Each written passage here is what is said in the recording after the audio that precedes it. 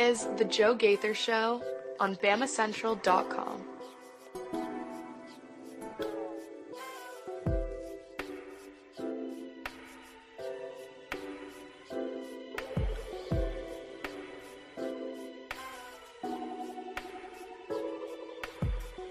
Good afternoon, Tuscaloosa. Internet world, West Alabama, how we doing today? Happy holidays, Merry Christmas, Happy Hanukkah. I know both of those started on the exact same day this year. This is the Joe Gaither Show on Bama Central and BamaCentral.com. I am Joe Gaither. You are the listener, the viewer, checking us out on Facebook, on Twitter, on YouTube at Joe Gaither 6, or on Bama Central, Alabama Crimson Tide on SI. We are here in the Derek Daniel State Farm Studios. You might be listening to us on Spotify, Apple Podcasts, and Amazon. I did a lot of podcast listening over the last week and a half on the road, driving up and back to Chattanooga a couple of times for holiday festivities. So if you did that, or if you are doing that currently, we appreciate you guys. Be safe on the road. Download us at Spotify, Apple Podcasts, and Amazon. We're going to have hopefully a lot of fun on this rainy day in West Alabama. As it is rainy, we do want to go ahead and just kick off the show by telling you we're sponsored by Purple Turtle Roofing. If you are turning your thoughts to the new year, make sure you're thinking forward about your roof. Call Purple Turtle Roofing today. We'll put up their phone number here in just a little bit. They're the most reliable residential roof replacement company in Alabama and Mississippi. And the rain, it always makes me think about our great friends at Purple Turtle Roofing. We're live here in the Derek Daniel State Farm Studios with my friend Mason Woods. Mason's back in business. We're finally looking at each other once again. You can follow him at MAWoods_. He is back from parts unknown, seated in the Derek Daniel State Farm Studio. Mason Woods writing a big old recruiting rundown this morning. And Mason, I'm going to go post Katie Wyndham's practice report right now on the socials. So as I do that, why don't you give people maybe a highlight or two about recruiting rundown so I can get her stuff on social media? Yeah, it was a moderately slow week on the actual recruiting trail. The transfer portal was active, but as far as recruits, Bama did manage to land a 2026 recruit, the first of the class, really the fifth, if you kind of look at it technically. They have had 4 decommitments from the class, but now they land Zion Gibson, a 4-star cornerback from Gadsden, Alabama. He becomes the first player of the class to commit. Everything I've heard about him, I think he's going to be a very good player. I don't really know exactly if he even projects fully as a corner. He has played wide receiver and corner in high school, and he's been really effective at both of them. He's extremely fast. He runs track. He plays basketball. I think this is a guy that, he's probably going to get a lot more attention as his recruiting process continues. But, it seemed like he was pretty locked in with Alabama. I watched his recruiting live stream that he did, and there was a few mishaps with it. He had to stop it and restart it a few times. There was a helicopter involved at one point. A helicopter? Yeah, nobody flew in the helicopter. There was just some photos taken in front of the helicopter, so I don't really know what happened there. He does get into the auditorium, though, eventually, and, he lays out the hats in front of you, and we've seen it all before. He picks up one hat. Oh, no, tossed it to the side, goes to the Alabama hat. So he locks himself in as an Alabama commit. It seems like he was pretty excited about it. It seemed like everybody there, his family as well, was pretty excited about it. So I think he's going to be a good, hopefully a good cornerstone of that class to come, and maybe a trend in the right direction for Alabama as far as in-state recruiting goes. Look, absolutely an area that this staff needs to improve on. I say that, take it with a grain of salt. It's not like they're doing poorly by any means on the recruiting trail. Getting a lot of guys that are highly coveted. So that's great. We're getting into the next cycle of 2026. And so we started off with Zion Gibson. You can read all about it on the recruiting rundown at Bama Central, Alabama on SI from our friend Mason Woods. Following Mason Woods at MAWoods_. All right, Mason. We're in the Derek Daniel State Farm Studios. Everybody's calling Derek Daniel for their insurance needs at 205-758-3391. They're calling to see how much Derek can save them today. It's rainy. This part of the calendar from the 25th to the 1st, I don't even know what day it is. I don't even know what calendar, what day of the week it is.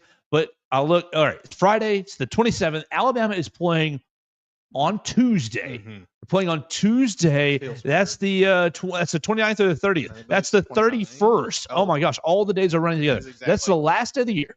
Why on Tuesday, 31st, it's 11 a.m. game. You're getting up, getting it over with. Mm-hmm. Our friend Katie Wyndham is already in Tampa at practice. She just posted. So nice. I bet it's a lot better weather than it is here right now. She just posted a practice report. Why don't you pull it up and skim it as I kind of talk about some things that we're going to be looking for in the ReliaQuest Bowl on Tuesday. And then you can tell us kind of the highlights from Katie Wyndham's piece there, as we encourage everyone to go read it at BamaCentral.com, because she is actually on the ground right there. All right, so you're playing the ReliaQuest Bowl. You're a 12.5-point favorite against the Michigan Wolverines. It's a rematch. Obviously, everybody remembers last year's Rose Bowl. You lose in overtime. You don't get in the end zone. Heartbreaking. Shoulda, woulda, coulda, shoulda. Nick Saban sees everybody throwing helmets after the game, and he's disgusted with the mentality, and thus goes on to retire, because a couple days later, he's having portal decisions and future decisions with his own players, and people are talking too much money and value. And Nick Saban says, "Hey, man, we going to Lake Burton." Alabama Jones. What a great joke. That was awesome. And it took me a second. Alabama Jones. Oh, Indiana Jones. Alabama Jones. The hat. He definitely got under Saban's got under his skin a little bit. I thought in that clip specifically. I think by the next appearance on game day, wearing a different colored hat of the same style, I think he had steered into it a little bit maybe then. But I definitely think that Shane Gillis struck a nerve with Coach Saban on the game day panel. Oh! Is this a serious show? Is this a joke show? Well, I believe in integrity. Reggie Ragland was on social media this past weekend preaching a lot about integrity, saying, "I didn't get paid." What did he say? "I drove an old Ford, whatever, Explorer Bronco or Explorer or something, beat up," is what he said. "I never got paid." Former SEC. Somebody came into his mentions, "Oh, I've never heard of you. You're a scrub." And it's like, well, his NFL career wasn't amazing. I'm pretty sure he won a Super Bowl, but it wasn't amazing. But my man's was Reggie Ragland is a scrub is crazy. SEC Defensive Player of the Year, 2015. Absolute headbuster. Like, not a man you want to see in the B gap, in the C gap. Champion Reggie Ragland. Okay, so we're fine there. Unanimous All-American in 2015, Reggie Ragland. Learn ball. Learn ball. Oh, I've never heard of you. So anyways, that was a fun thing on social media. I'll never forget. Walking back, I think it was a 2014 Iron, but 2013, maybe it was at home in Tuscaloosa. It was a big comeback. Mark Cooper catches the big touchdown in the second half. It was Blake Sims was the quarterback. It was the first Bama game I'd ever been to, and we're walking up to Bryant Denny, and you know how it goes. There's waves of drunk fans accompanying you on your walk to the stadium. I just remember one guy. I don't even know how it happened, but in passing, someone mentioned Reggie Ragland, and out of the woodwork, here he comes. "I went to high school with Reggie Ragland. He was my friend. He was awesome. Reggie Ragland's awesome." That guy had never met Reggie Ragland a day in his life. He looked to be about 30. Well, I went to high school with Reggie Ragland too. Oh, gosh. All right, where were we going? We were going to the Michigan game. Last year's result. But,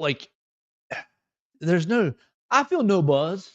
About this. You're a 12.5-point favorite. You look over at Michigan, and they've got opt-outs galore. Colston Loveland's opted out. Will Johnson's opted out. Mason Graham has opted out. Their running back has opted out as well. Donovan Edwards. Thank you. Donovan Edwards has opted out. They've got one of their better offensive linemen has opted out. It's just I'm trying to look into these Michigan opt-outs, get the full list. This headline is killing me.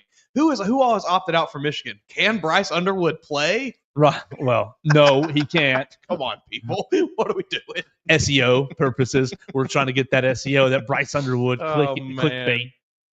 Too good. No, you got a lot of these guys opting out. And for Alabama, you don't have anybody outside of, the transfer portalees. You got a spy in the Michigan camp in Justice Haynes. Did Damon Payne, is that official? Has he gone through with his Michigan commitment, or did he get caught up and go somewhere else? Damon Payne. I know that there's been a list here. Looks like it is Michigan. So it did end up with him. That's what I'm seeing. Yeah, all right, good. Because I know for a second his paperwork was held up, but that only made a whole lot of sense. Yeah, this is Clayton Sayfie, Wolverine from On3, 25 minutes ago, writing about transfer analysis. Damon Payne. All right, good. All right, so they got two spies for this game. No Connor Stallions, but two spies for this game. They got Justice Haynes and Damon Payne for Alabama's offense and Alabama's defense. Right off rip, does that give you cause for concern? I don't think so. Not really. I think I do think it was Kane Womack was asked about it a week ago or so, and before Justice Haynes had really, yes, and I think he kind of said something about maybe adjusting signals, adjusting signs. I don't really know if he was all that serious about it. I think he may have just been saying that. I don't think there's much concern here. I mean, Justice Haynes can't help you a lot on the defensive side of the ball. I don't really know what he's going to do helping you offensively. I mean, as far as signs and things go, I don't think this is a place of concern for Alabama. I don't even know if those guys are going to be that involved. Yeah, I think that. I mean, their level of involvement. They will have some involvement, but obviously not on the field. Yeah. But I don't think that they're going to be sitting right there with a headset on. Headset and binoculars looking over at the plays like, yeah, coach, they're calling a blitz. Yeah, coach, this is gonna be a play action pass. I'm not sure that they're at that level, but look, it's just a bowl game. Who cares? I'm having a hard time getting excited for the game itself, just as far as wanting Alabama to win or lose. Obviously, you win, you get to 10-3, 10-win season. That's a huge accomplishment. Yeah. You get that in Coach DeBoer's first season. I know Sharon Moore, he's looking for his first bowl win. He's hoping for Michigan to finish with an 8-win season. They're coming off a very emotional victory over Ohio State. Really, I think that Michigan, their season's made. They seem like they're on to 2026. Kind of seems that way. Obviously the opt-outs are going to weigh heavily on how they can play in this game. They're missing just several of their top players at many key positions. But I think just the attitude of the team after they beat Ohio State, it was like, all right, we won this year. Our season's done. So that's why I sent the link to Katie to see if she'd pop in, but I think she's probably really busy covering all the practice down there. I wonder some interesting notes from that practice. Though. Okay, what'd you read? Well, give me a highlighter too. Just real quick, we have talked about Jalen Mbakwe potentially making a move to wide receiver. Looks like he was actually getting reps at wide receiver today. He did have to change his number on account of that because, he wears number 9. Richard Young also wears number 9. So maybe Mbakwe will be rolling out number 6 moving forward. It's an interesting little taking over Kobe Prince's number. Looks like Caden Proctor, obviously we expected not to be practicing. He was seen on the sideline on the bikes. Elijah was working with the left side. Will conform be on the right. Elijah Hale on the left? Yes. Oh, yeah. Yes. Jalen Hale, not going to be playing, but was on the practice field doing a little bit of he was in a non-contact jersey, was participating a bit, had a big brace on his leg, it says, or Katie says here. Let's see. Anything else interesting?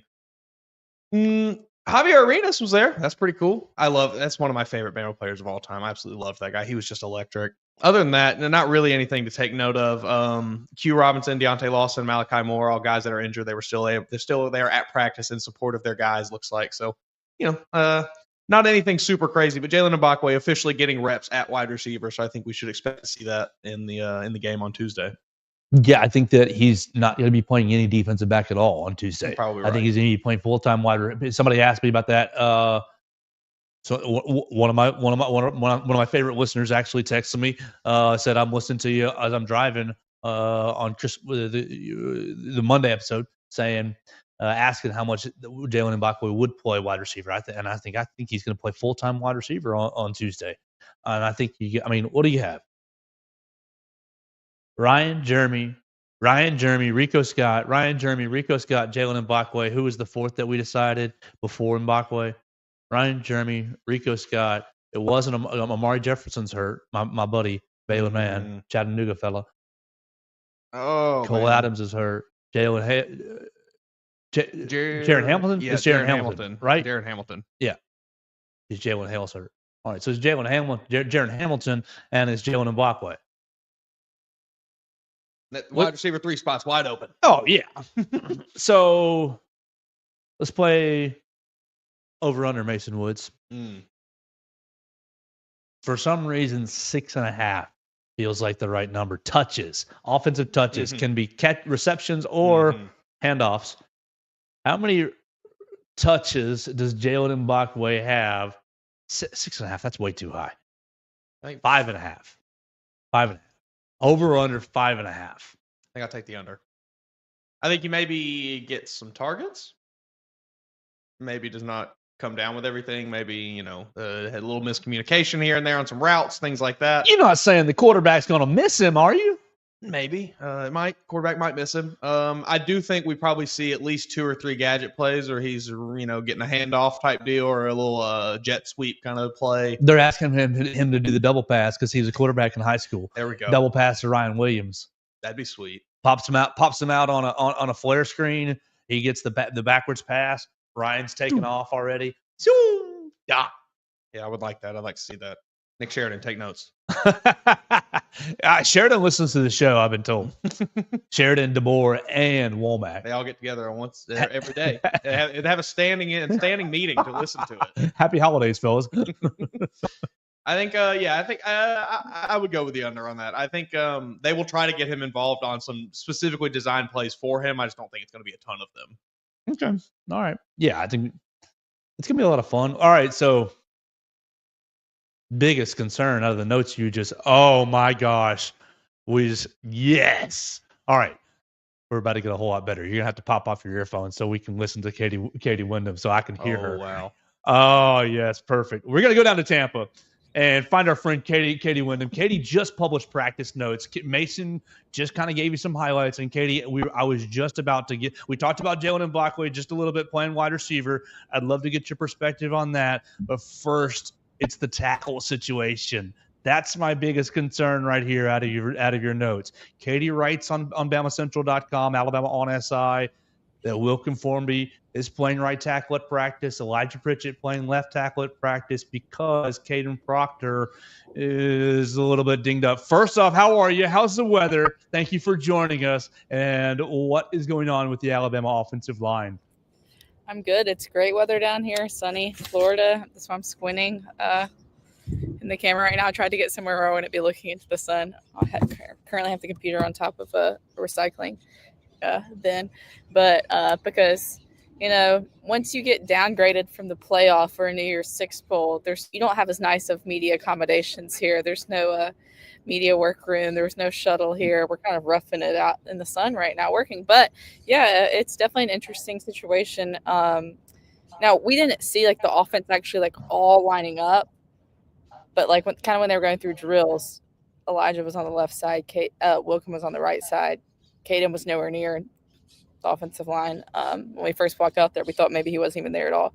But he was out there. So, I don't know. It's kind of a little interesting cat and mouse game Alabama's playing right now, that reports came out that he wasn't going to play. And then Alabama posted 3 pictures of him on Instagram at practice, and tagged him, which seemed a tad excessive. And then, today when we're actually there watching them, you would think that they would have wanted to have him practicing in front of us, but he wasn't. So, it's looking like he's not going to play, but I think kind of that decision's more up to him. Well, Katie joins us live from Tampa, where she is covering the ReliaQuest Bowl. Alabama is taking on Michigan. You just hit my biggest concern just for the game itself, is what's Alabama going to do on its offensive line. I think a lot of people are really concerned about wide receivers, so let's turn right there. What did you see out of Jalen Mbakwe? I just tossed to Mason Woods an over-under 5.5 offensive touches for Jalen Mbakwe, whether it be receptions or handoffs.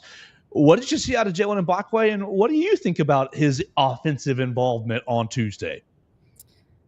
I think I'd take that 5.5 sounds good, just because there's so few other options at wide receiver. They had Rico Scott and was it Jaron Hamilton out there as well. But from the little bit I saw, and also, there's so much going on at once. But I got a couple clips of Mbakwe, I think, catching the ball at practice that I just threw up on YouTube. I put together a bunch of the clips. So if anyone's interested, they can go kind of watch that.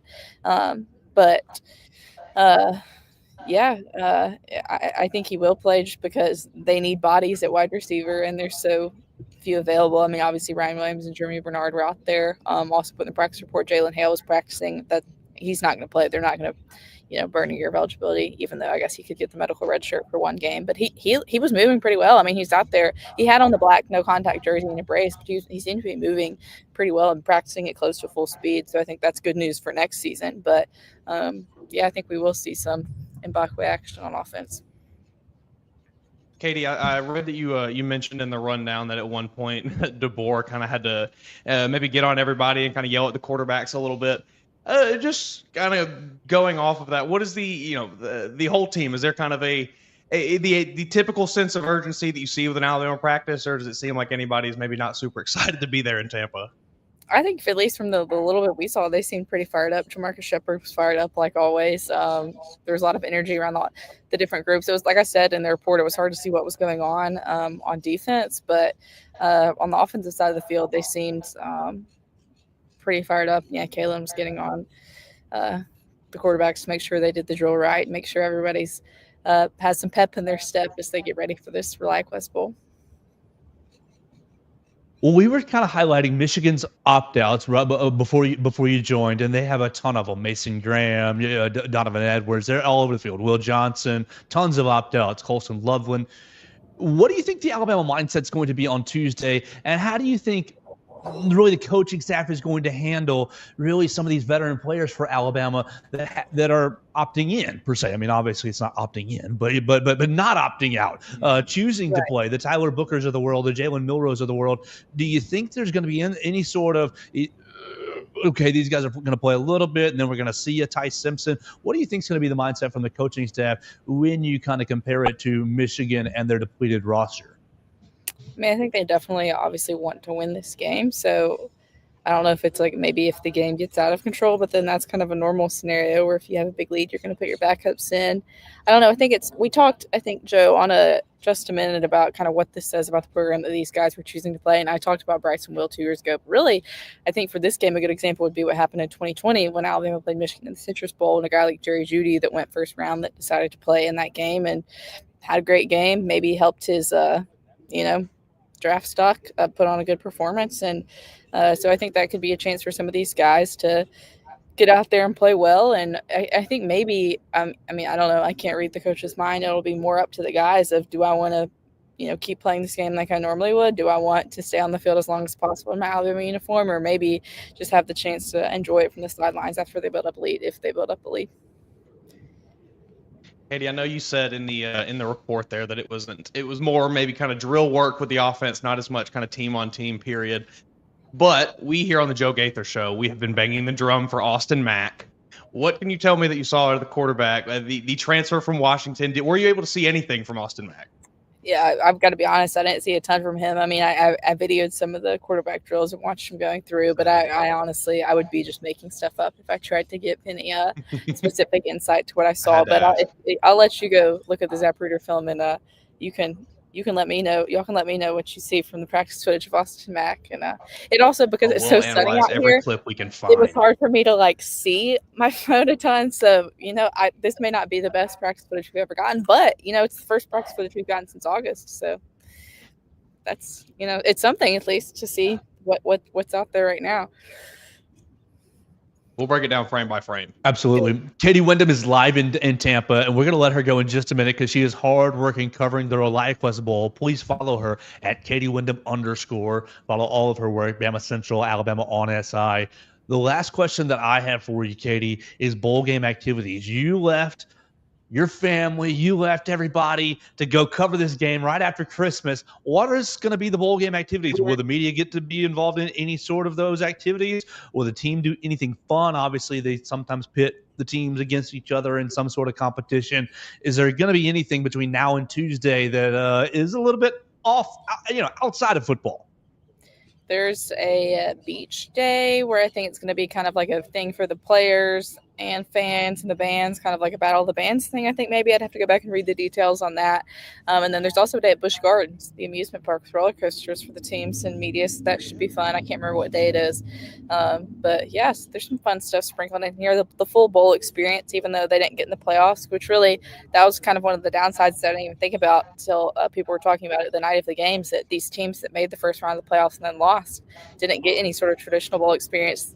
The Indiana guys had the best season in program history and then got to go lose at Notre Dame on a Friday night, and that was it. No, I mean, I'm sure they got like CFP gear, but didn't necessarily get a full bowl experience when you have this great season where normally you would have been in, you know, what, the Rose Bowl or the Citrus Bowl or whatever is a Big Ten team. But yeah, so there will be some fun activities for the guys, and I think that's why you see some of the guys like Deontay and Malachi that still, you know, choose to travel with the team even though they're done for the year, to kind of get to experience all this fun stuff. Well, they've absolutely earned it, and you have as well. Make sure you follow Katie Wyndham at Katie Wyndham _ on the Twitter machine. She's going to be covering the ReliaQuest Bowl right there in Tampa as Alabama takes on Michigan. Katie, will catch up with you maybe on Monday for a prediction or so, and we'll let you cover the game on Tuesday. How about that? Sounds good. Thanks, guys. Absolutely. Thanks so much, Katie. That's Katie Wyndham taking time out of practice. She was just right there watching the fellas practice, and was gracious enough to join us on the show. Really, really appreciate her so much, leading our coverage, leading our team. Follow her at Katie Wyndham _ I'm going to have to go through and I'm going to have to find the Austin Mack clips. I know they're there. I know he was slinging it. I know in my heart of hearts he was putting on a show out there. I don't really have much for this game. No. Okay, so here's some just highlights. Mm-hmm. Michigan, bottom 5, bottom 10 passing offense in the country. Michigan, top 5, top 10 rushing defense in the country. Mm-hmm. I think that will be a little bit interesting for Jalen Milroe and Jam Miller and Richard Young to deal with, and a makeshift offensive line. Not makeshift, but makeshift. Bit pieced together. Yeah, piecemeal. I don't love Elijah Pritchett at left tackle, but you don't have any other options. Would you rather have Will Conformby over there? No. Yeah. I think you are limited at that left tackle spot. You're limited, really at both tackle spots, given just kind of the situation you're in right now.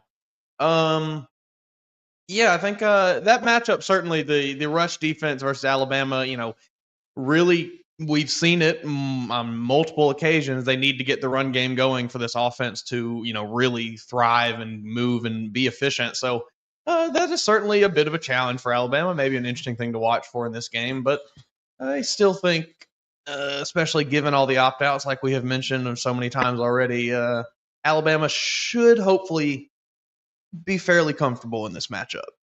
All right, do some quick math here. 43.5 is the over-under. Yeah, 12.5. So what's that going to be?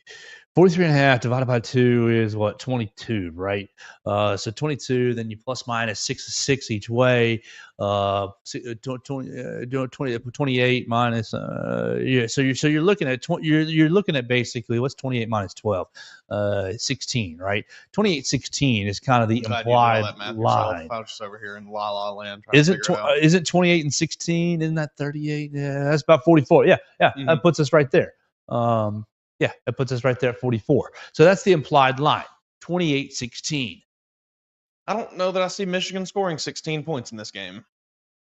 I might. Yeah. I might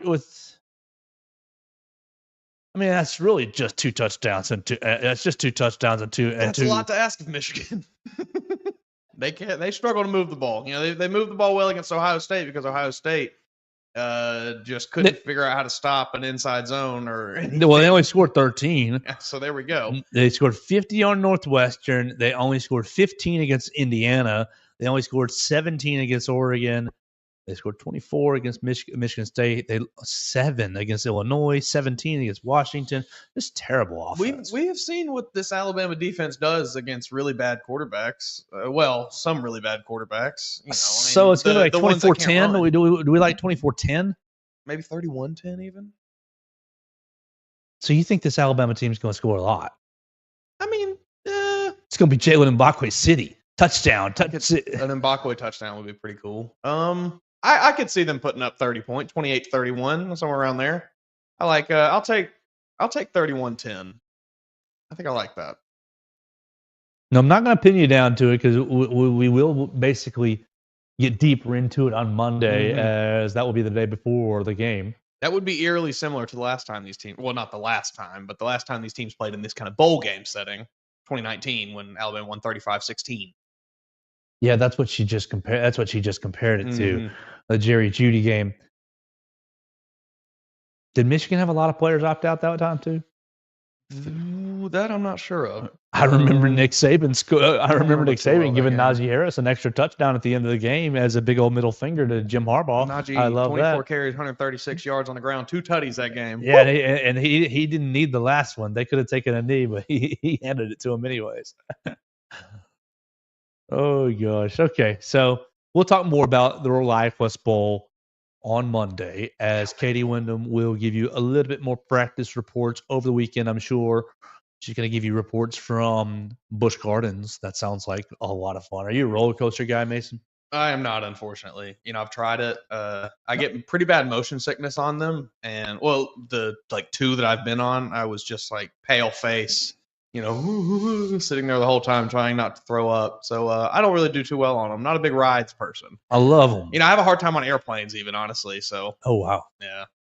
I love a good roller coaster. I don't like the roller coasters, the rides at Universal, where it's the ride and the motion screen as well. Like, kind of was a Harry Potter nerd as a kid, so Mhm. was really looking forward to going to Harry Potter World, and put the glasses on to they're like 3D glasses, Mhm. and like 3D, even sitting stationary in a movie, it's kind of tough for me. I used to have an issue with 3D movies as a child, And so you I've combine kinda gotten out of that. it a little bit now, but because we did at Universal, that was one of the places I have been to. Me and Melissa, we did I think it's The Mummy, that movie, The Mummy. There's a Sure. ride for that, and it's kind of Same one of style. those same style. And that one, I enjoyed that one. I had a good time on it. Same with, there was another one where it's kind of inside on rails type Fast and deal. Furious. That one was fine. It was the Men in Black. I Here think you sit comes in like a Men little in chair and they Black. spin you around. You're supposed to like shoot aliens and stuff or something. But that one was fine. I think it's just it's the very high speed up and down that gets me. I can't do it. Did you Hulk at Universal? That's probably one of the ones. At Green. Six Flags, I threw up everywhere. Oh, I did Hulk. Universal was amazing. No, I saw it. And, they did. I couldn't bear it. That was not a good day for Mason Woods. I love the roller coaster. So, all right, which Alabama football player who's getting sick on the roller coaster? Because Ryan's just chilling. Ryan's a front row guy. Ryan Williams, he's a front row guy with popcorn and just like, oh, can this go faster? I feel he could be that, or he could also be the very, very staunch. No chance in hell I'm getting on a roller coaster. Y'all are crazy. You think so? I can see it both ways. I feel like I can see him just chilling. I think I could see Milrow being a I'm not getting on a roller coaster kind of guy. Me too. I mean, those things are death traps, man. I'm not getting on that. Meanwhile, I couldn't tell you. There's probably been, you could count them on one hand, the amount Tim of roller Keenan coaster doesn't want to accidents get on a there. roller coaster either. I don't think Tim Keenan does. Is he allowed to? He's pretty big. He's a pretty big fella. That's something that you kind of have to consider with some of these guys. How many of them are actually allowed on these roller coasters? Damani loves the rides, I bet. Yeah. Damani's just chilling. Well, he's coming from California. They got the Damani's riding the Disneyland out ride there so and that he can everything. feel anything. Just so cold-blooded, so even keel. That would kind of suck to like, oh, you get this cool day at wherever you are for this bowl game. It's an amusement park, and then you're like the offensive lineman or defensive lineman. You go up and they said, "Oh, well, we can't lock you in, buddy. Sorry, you're just too big. 6'7", 315 pounds. This roller coaster wasn't built for you." That'd be a pain. I bet they got some cool gear though. The swag is always great for those.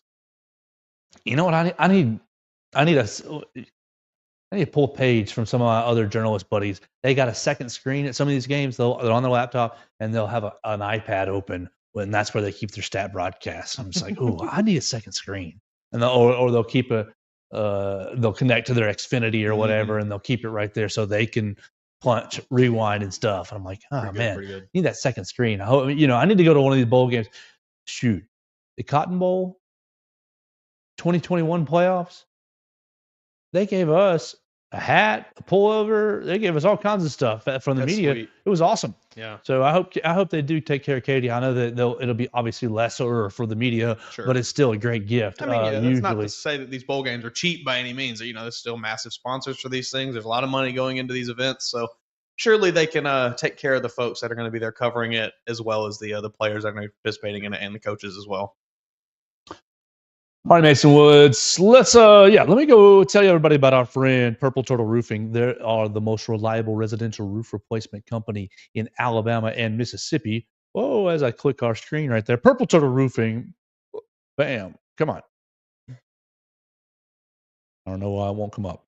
Anyways, you can call Dustin Foley and his team today at 877-PT-ROOF-5 to schedule your appointment. One of the qualified employees will come check out your roof for free, and they'll make sure you're prepared for any and all of life's storms. That's 877-787-6635.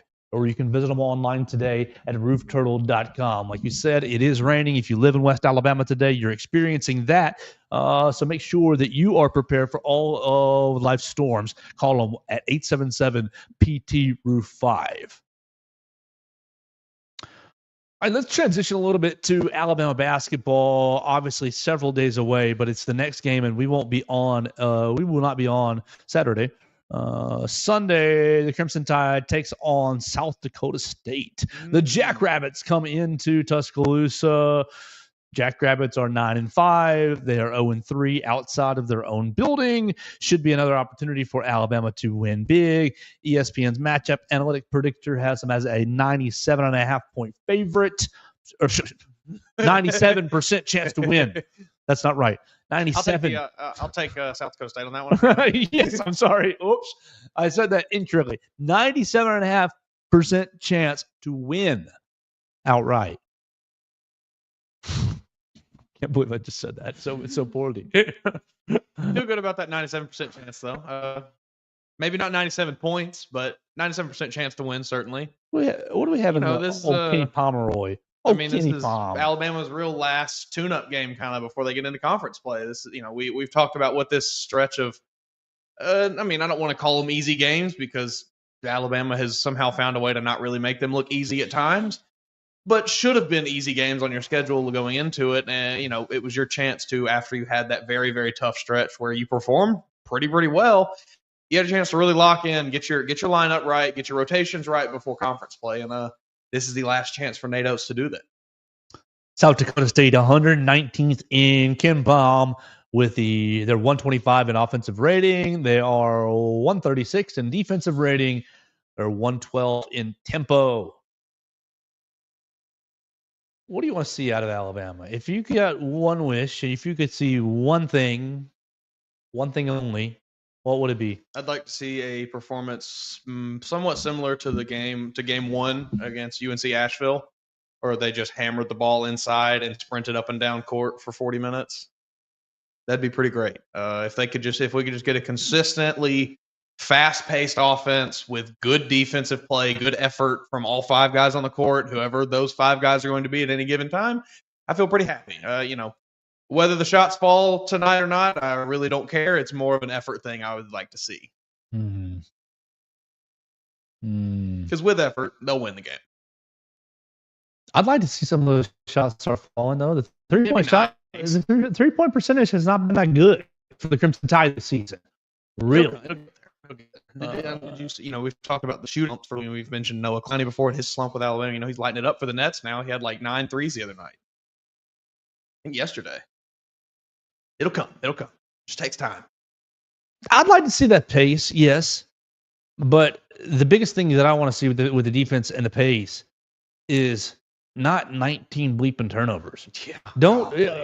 End the possession not with a shot, with a good shot. Mm-hmm. Not with just I feel like that's when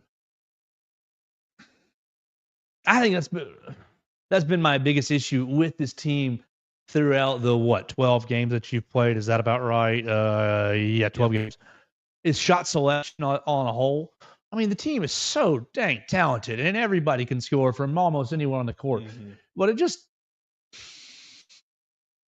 the offensive execution has left a lot to be desired. I would agree. You see them in Ken Palm, and they're obviously performing pretty well. 9th in Ken Palm, you're 7th in offensive rating, and so you think, Joe, you're being a spoiled baby complaining about a 7th rated offense. Could be one. It really could be. I think it's hard to tell a team. It's not necessarily taking away the green light to go score, but just to, a team with this much talent, they basically all have the green light at any given moment to go make a bucket, go get a bucket, go score, whatever it is. And I imagine it's a bit of a strange kind of balancing act you have to find where it's like, yes, go score the ball. That is what you're good at. But also let's make sure we have good shot selection.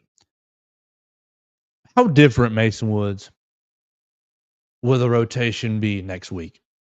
Not Sunday, but next week when SEC play starts. Because that's the question. That's my biggest question. Mm-hmm. How different will it be? He said after the game last Sunday against whoever the heck did they play? Who did they play? Thank you. Against the Golden Flashes. Yes. He said, I think we can cut it down to 9-10 pretty easily. Maybe 8. Mm-hmm. How different is this team going to look in SEC play with a shorter rotation? I don't know because it kind of makes you wonder what that shorter rotation is going to be. If it's going to be let's get Mo D on the floor more, let's get guys like Houston Millett out here who just kind of play their tails off. Maybe the offense might maybe the offense might take not a step back really, but be a little bit slower. And in focus of let's play more defensive basketball, let's really try to limit teams' possessions and things like that. It's Jaren, isn't it?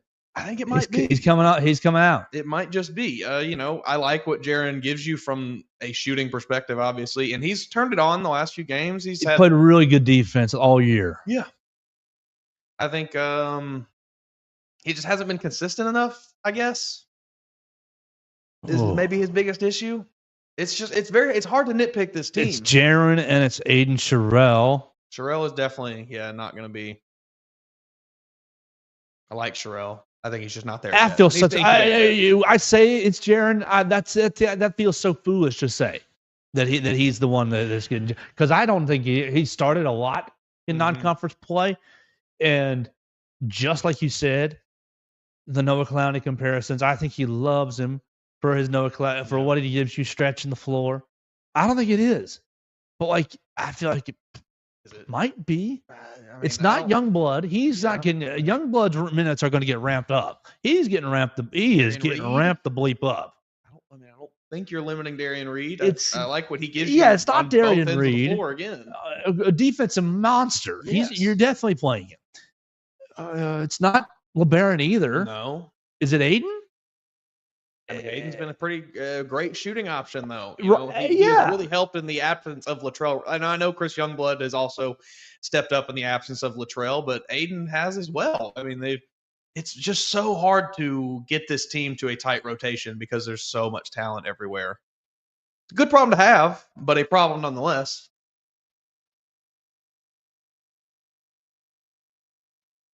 It's not Mark and Cliff. It's not Mark, Cliff, or Grant. No. Those three are solid. Those three are basically 1, 2, 3. Bam, bam, bam. You're in the lineup. Maybe you're pulling Cliff out in sometimes to go small ball and just run the floor a little bit. Get Grant in the 5.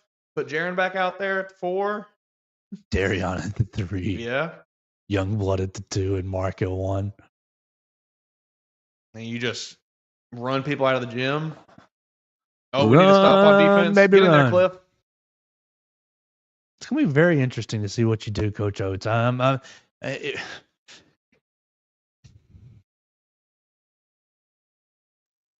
Does he have the stones to really get it down to 7 or 8? I think he does. I mean, of course. I mean, yes. And those are going to be tough conversations with these kids. It may lead to some. I don't want to make it sound like I was questioning Coach Oates. Stones, but that's hard. It is. It's especially just considering Nate Oates knows as well as you and I come the end of the season, you'll have to re-recruit this whole roster again. There will be teams chomping at the bit to come offer them, this and that, whatever it is, NIL, playing time, whatever it is, you name it. Schools will be offering it to many of these players because, like we've said countless times, this roster is uber talented. So you do have to, I think, still keep that in the back of your head a little bit, and we have to maybe appease them a little bit at times. I don't know. It's very hard. Nate Oates has kind of created his own monster here. So it's going to be fun. Sunday, much better tip-off time, 2 o'clock against the South Dakota State Jackrabbits.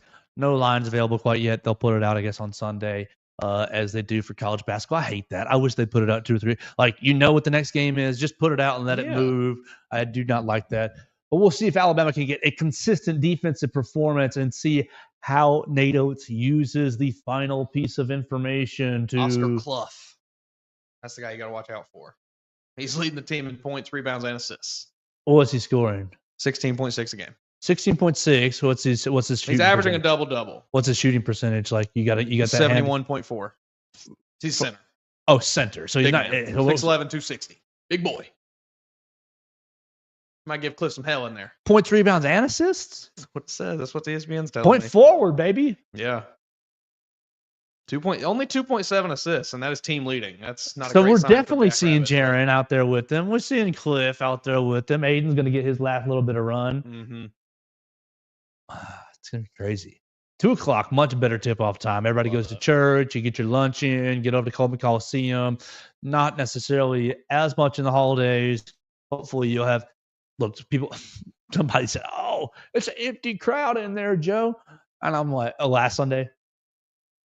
And I'm like, they're like, "You should see what Auburn did on a Sunday." And I said, "I think there's more than 9,000 people in here. There's just not 15,000 people in here." A little harder to fill that. That's continues to be a point of contention amongst the fans online and things. The comparison of Neville Arena to Coleman Coliseum. Like it's much easier to pack Neville Arena than it is Coleman Coliseum. There's a lot less seats. Fools. All right. What was the best Christmas gift that Mason Woods got as we get out of here? Oh, a nice, lovely, I don't really know what you call it, but, metal frame kind of cutout sign, laser cut sign for the podcast, the All Things Bama podcast. Okay. We'll be recording after this. I'm very thankful to my mom and dad for it. It's a very good gift. It really meant a lot. Okay. Excited for All Things Bama podcast. We're going to get out of here for the day. We will see you again on Monday where we will break down Alabama and South Dakota State. We'll kind of tell you how that game happened, 100-77, something like that. Maybe we'll see. And then we will really make our predictions for Alabama and Michigan as we'll have a couple more days of practice reports to read from our friend Katie Wyndham. Follow Katie Wyndham. She joined us at KatieWyndham_ on the Twitter machine. It's great for her to jump in on the show today. Follow Mason Woods at MAWoods_. I am at Joe Gaither 6. We're live in the Derek Daniel State Farm Studios right here off McFarland Boulevard. Call Derek and his team 205-758-3391 for all of your insurance needs. Call and see how much Derek can save you today. We'll get out of here for the day, and we'll talk to you again on Monday on the Joe Gaither Show on BamaCentral and BamaCentral.com.